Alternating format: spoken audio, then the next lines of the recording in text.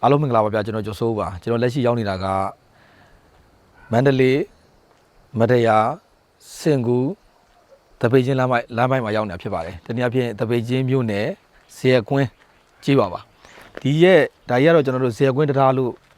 ရားလို့ကျွန်တော်တို့ဒေသလည်းခေါ်တယ်ဇေယကွင်းတရားလည်းဖြစ်ပါတယ်ဒီတရားရဲ့အရေးပါမှုကကျွန်တော်တို့မန္တလေးကနေထွက်ရင်ကျွန်တော်မြစ်ကြီးနားတွေရောက်တယ်ဒီကနေဆက်အဲဒီကနေကျွန်တော်ဆက်ခွဲမယ်ဆိုရင်တော့ကျွန်တော်ဖော်တော်လမ်းဆောင်ကနေခွဲမယ်ဆိုရင်တော့ကျွန်တော်ဒီဘက်တကောင်းထိရောက်တယ်အဲဒီကနေကျွန်တော်ဆက်တက်မယ်ဆိုရင်ထိချမ်းထိရောက်တယ်ဒီတဲ့အရေးကြီးတာကကျွန်တော်တို့ဒီတဲ့ကြဲပြတ်ထပ်ပြီးအရေးကြီးတာကကျွန်တော်တို့ဟိုဘက်ချမ်းကစကိုင်းဘက် area စကိုင်းဘက် area မှာကျွန်တော်တို့ဟိုတွားရလာရအကုန်လုံးကပိတ်ဆို့ထားခြင်းခံရတယ်အဲ့တော့ကျွန်တော်တို့ဒီအများပြည်သူရဲ့စားဝတ်နေအရာဆိုရင်ဒီလမ်းကြီးကကျွန်တော်တိတ်ကိုအရေးပါတယ်တနည်းအားဖြင့်ဒီတရားကြီးရဲ့အရေးပါမှုကတော်တော်ကြီးကိုကြီးမားရှိတယ်နောက်ထပ်ကျွန်တော်လာမဲ့ဒီကျောင်းဖွင့်ရသည်မှာဆိုရင်ဒီ area မှာကျွန်တော်စာသင်ကျောင်းတွေပြန်ဖွင့်တော့မယ်အများပြည်သူတွေတွာလာတော့မယ်နောက်ထပ်ကျွန်တော်ထပ်ပြီးတော့စိန်ကုန်မှုတစ်ခုဖြစ်တာကလက်ရှိတော့ပွင့်လင်းရသည်နောက်ပိုင်းမှာကျွန်တော်တို့မိုးရသည်မကြခင်ရောက်တော့မယ်အဲ့တော့ဒီမိုးရသည်မရောက်ခင်မှာမန္တလေးတိုင်းပြည်အစိုးရအဖွဲ့ကဒီတရားကိုကျွန်တော်တို့အချိန်မီပြင်ဆင်နိုင်ဖို့လိုပါတယ်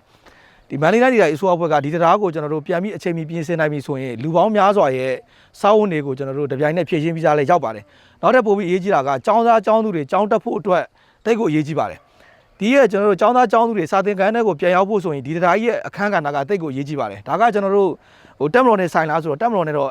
့ကြီးမားတော့ကျွန်တော်ဓာတ်ရိုက်သက်ဆိုင်ခြင်းမရှိဘူးတကယ်ဆိုင်တာကကျွန်တော်တို့တိုင်းပြည်အစိုးရအဖွဲ့နဲ့ဆိုင်ပါတယ်အဲ့တော့ကျွန်တော်တို့ဒီတရားကြီးပြင်ဆင်ဖို့ဆိုရင်ဒါတိုင်းပြည်အစိုးရအဖွဲ့ရဲ့ကျွန်တော်အားနဲ့ဆိုရင်တော့ကျွန်တော်ဘယ်လောက်မှမကြတော့တဲ့အချိန်မှာကျွန်တော်ပြီးနိုင်ပါတယ်အဲ့တော့ဒီမှာကကျွန်တော်ဒီချောင်းကလည်းကျွန်တော်တို့ရေစည်းကျမ်းပါတယ်မိုးရသည်ဆိုရင်တောင်ကျရေအရှိန်ကတော်တော်လေးပြင်းပါတယ်အဲ့တော့တိုင်းပြည်အစိုးရအဖွဲ့ကလက်ရှိပွင့်လင်းရသည်မှာဒီတရားကိုမပြင်ဆင်နိုင်ခဲ့ဘူးဆိုရင်တော့ကျွန်တော်မိုးရသည်မှာဒီနေရာကြီးကဆက်သွယ်ရေးကလုံးဝပြတ်တောက်မှာဖြစ်ပါတယ်လက်ရှိနေတဲ့ကျွန်တော်တို့ဒါကူးနိုင်တဲ့လမ်းကြောင်းကလည်းဒါကဒီလိုမျိုးနွေရာသီမှာဒါကူးဖြတ်သန်းသွားလာနိုင်ပါတယ်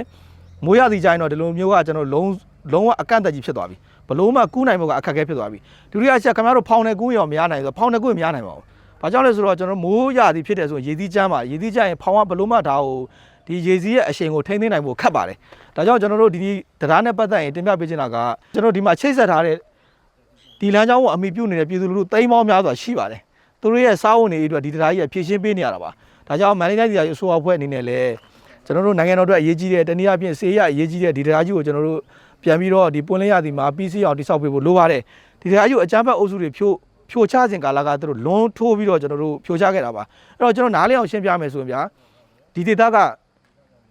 ရွှေနဲ့ကျွန်တော်စီးပွားရှာတဲ့လူတွေအဲ့တော့ဒီကြောက်တောင်တွေကိုကျွန်တော်ခွဲတဲ့အခါမှာအစာတုပ်ပြီးတော့မိုင်းကိုကျွန်တော်တို့မိုင်းကိုအစာတုပ်ပြီးတော့ဖြိုခွင်းတဲ့သဘောနဲ့ဖြိုချဖျက်ဆီးခဲ့တာရှိပါတယ်အောက်မှာဆိုရင်ကျွန်တော်တို့တန်ပေါင်းတွေအကုန်လုံးပြိုကျတယ်ကျွန်တော်ဒီမှာမေးတဲ့ခါကျတော့တရားကြီးရဲ့ဒီကန့်ကတ်ခုံတွေလည်းပျက်စီးသွားတယ်ပြီးရင်ကျွန်တော်တို့အောက်ရဲ့ကျွန်တော်ထောက်ထားတဲ့ဘောင်တွေတန်းတွေလည်းပျက်စီးသွားတဲ့အတွက်အသက်ပြန်ပြီးတိဆောက်မှရမယ်လို့တော့ပြောတယ်အဲ့တော့ကျွန်တော်တို့မန္တလေးတိုင်းအစိုးရအဖွဲ့ကိုကျွန်တော်တို့တင်ပြချင်တာကဒီတရားကြီးကတော့အလုံးစုံပျက်စီးသွားပြီဒီတရားကြီးရဲ့အရေးကြီးတဲ့အခန်းကဏ္ဍကကြီးမားရှိတယ်တစ်ဖက်မှာကျွန်တော်တို့စကိုင်းတိုင်း area ရှိတယ်အဲ့ဒီမှာကျွန်တော်တို့အားလုံးသိပါတယ်ဘလို့မှကျွန်တော်တို့ဆက်သွယ်ရေးအားလုံးပြတ်နေတယ်အဲ့တော့အဲ့ဒီဘက်မှာရှိတဲ့ပြည်သူလူထုစားဝတ်နေရေးအတွက်ဒီလမ်းကြောင်းကြီးကပဲဖြည့်ရှင်းပေးရမှာဖြစ်ပါတယ်။ဒါကြောင့်မန္တလေးတိုင်းပြည်အစိုးရအဖွဲ့အနေနဲ့လည်းကျွန်တော်တို့နိုင်ငံတော်အတွက်ကာကွယ်တဲ့တိတ်ကိုအရေးကြီးတဲ့တရားကြီးဖြစ်တယ်။နောက်တစ်ခုကကျွန်တော်စီးပွားရေးကဏ္ဍအတွက်တိတ်ကိုအရေးကြီးတဲ့တရားကြီးဖြစ်တယ်။နောက်တစ်ခါတော့ကျွန်တော်တို့ဒီဒေသမှာပန်းတွေပွင့်ဖို့ဆိုရင်တော့တနည်းအားဖြင့်ပန်းပွင့်တယ်ဆိုတာကကျွန်တော်တို့ကျောင်းသားကျောင်းသူတွေစာသင်ခန်းထဲကိုပြန်ရောက်ဖို့ဆိုရင်ဒီတရားကြီးရဲ့အခန့်ကဏ္ဍကတိတ်ကိုအရေးကြီးပါတယ်။ဒါကြောင့်ကျွန်တော်ဗတ်ပေါင်းစွာနဲ့အရေးကြီးတဲ့ဒီတရားကြီးကိုမန္တလေးတိုင်းပြည်အစိုးရအဖွဲ့အနေနဲ့လည်းကျွန်တော်တို့မြန်ဆန်ပြင်ဆင်ပေးဖို့လိုပါတယ်အချိန်ရှိပါတယ်ကျွန်တော်တို့မိုးရသည်ကြောင့်ရင်တော့ကျွန်တော်ဘလို့မှပြင်ဆင်လို့မရပါဘူးဒါလက်ရှိပဂတိအရှိတရားပါအားလုံးကျေးဇူးတင်ပါတယ်